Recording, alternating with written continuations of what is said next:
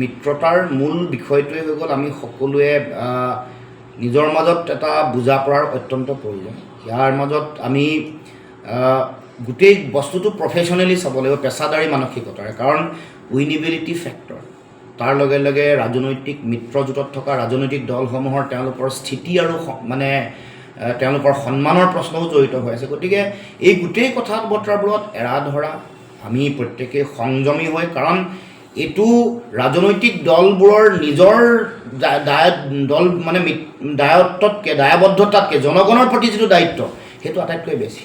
জনগণে যিটো বিচাৰিছে সেই চিন্তাৰে আগবাঢ়িব লাগিব, আৰু সৰ্বসাধাৰণ ৰাইজৰ মাজত নিৰাশাৰ পৰিৱেশ আৰম্ভ হ'লে সেই নিৰাশাৰ পৰিৱেশটো আশাৰ পৰিৱেশৰ মাজলৈ ঘূৰাই আনিবলৈ যথেষ্ট কষ্ট হ'ব। গতিকে মই ভাবোঁ যে জনগণক নিৰাশ নকৰি শক্তি দিব লাগিব, সাহস দিব লাগিব, কিন্তু সৰ্বসাধাৰণ ৰাইজৰ মাজত বিজেপিৰ বিৰুদ্ধে ইতিমধ্যে মানুহৰ মাজত সেই চেতনাটো আছে। তাক কেনেকৈ ঐক্যবদ্ধ কৰিব পাৰি, কেনেকৈ ভোটলৈ পৰিৱৰ্তন কৰিব পাৰি, মূল ইছ্যু যিবোৰ আছে, য'ত য'ত চৰকাৰৰ বিফলতা, য'ত য'ত চৰকাৰে কৰিব পৰা নাই, প্ৰতিশ্ৰুতি পালন কৰিব পৰা নাই, প্ৰতিশ্ৰুতি ভংগ হৈছে, আৰু সমাজ কোন ধৰণৰ সংকটত আছে, কোন ধৰণৰ সংশয় সমাজত আছে, এইবোৰ যদি আমি যুক্তি সহকাৰে জনগণৰ মাজলৈ লৈ যাব পাৰোঁ, উপস্থাপন কৰিব পাৰোঁ, তেতিয়াহ'লে নিশ্চিতভাৱে বিজেপিক হৰুৱাৰ যিটো আধাৰ সেইটো শক্তিশালী ৰূপত প্ৰস্তুত হ'ব।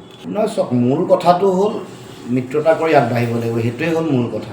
গতিকে সেই দিশত মই ভাবোঁ যে অগ্ৰসৰ হোৱাটো প্ৰয়োজন, আৰু সেই দিশতে আগবাঢ়িছোঁ আমি সকলো। গতিকে মূল বিষয়টোৱে হৈ গ'ল ঐক্যবদ্ধভাৱে আগবাঢ়িব লাগে, আৰু সেই ক্ষেত্ৰত আমি প্ৰতিটো ৰাজনৈতিক দলে আমি এই মিত্ৰতাৰ গোটেই বিষয়টো যোগাত্মকভাৱে আগবঢ়াই লৈ যোৱাটো মই ভাবোঁ এই সময়ৰ প্ৰয়োজনীয়তা, আৰু এইটো এটা দায়িত্ব, জাতীয় দায়বদ্ধতা বুলি মই অনুভৱ কৰোঁ। মূল কথাটো মিত্ৰতা কৰিলে মই ভাবোঁ যে মিত্ৰতাৰ ধৰ্মটো আমি সকলোৱে পালন কৰিলে বিজেপিক পৰাভূত কৰাটো সহজ। মানে দেৰি হৈ গৈ থকাটো হয় নহয়, ইলেকশ্যনলৈতো খুব কম সময় আছে, কোৱা কথা আৰু বিজেপিয়ে কোৱা কথা, অখিল গগৈয়ে কোৱা কথা, আপোনালোকৰ সহযোগী। মূল কথাটো হৈ গ'ল যে মিত্ৰতাৰে আগবাঢ়িব লাগে, আৰু মিত্ৰতাটো যদি চিমেণ্টেড মিত্ৰতা হয়, মিত্ৰতাত যদি কোনো ধৰণৰ মানে ভুল বুজাবুজি নাথাকে, তেতিয়াহ'লে ডেফিনেটলি যিকোনো মুহূৰ্ততে বিজেপিক উৎখাত কৰিব পৰা ধৰণৰ পৰিৱেশ অসমত আছে।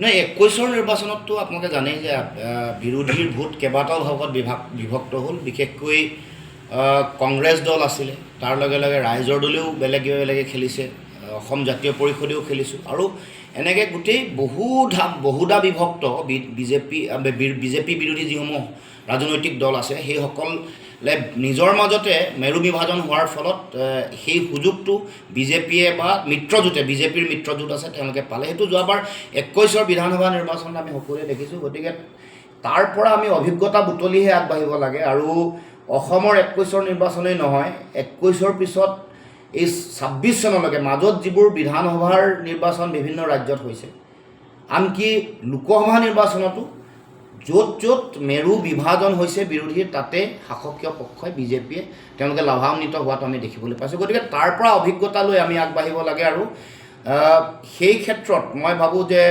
আমি সকলোৱে এই মিত্ৰতাৰ যিটো মূল কথা, এই মিত্ৰতাৰ মূল ধৰ্মটো সকলোৱে পালন কৰি আগবাঢ়ি গ'লে অসমত ভাল ফলাফল আহিব।